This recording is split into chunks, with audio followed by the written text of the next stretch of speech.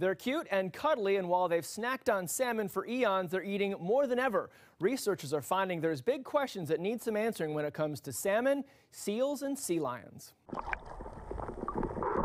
I think the salmon are the most important species in the Northwest. David Trout knows salmon. It ties everything together. And the Natural Resources Director for the Nisqually tribe has been helping bring them back to Northwest rivers for 20 years. It's a hard story to tell because if you live around Puget Sound and you look at it and you see the glistening blue waters on a clear day, it's hard to see that there's something wrong. One thing that's impressed him over the decades has been the resilience of salmon.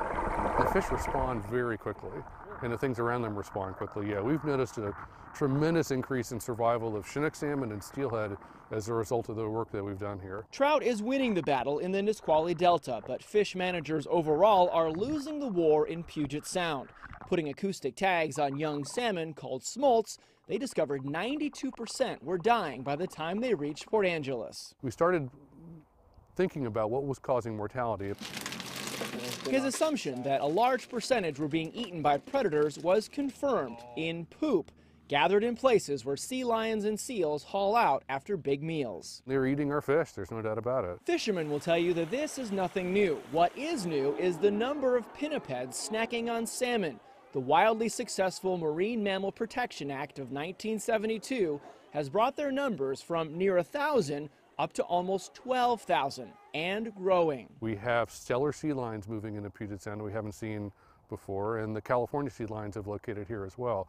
So the Marine Mammal Act has done its job. It's recovered these marine mammal populations. Seals and sea lions eat about 10% of their body weight every day. So for some stellar sea lions, that could mean 50 pounds of salmon every day.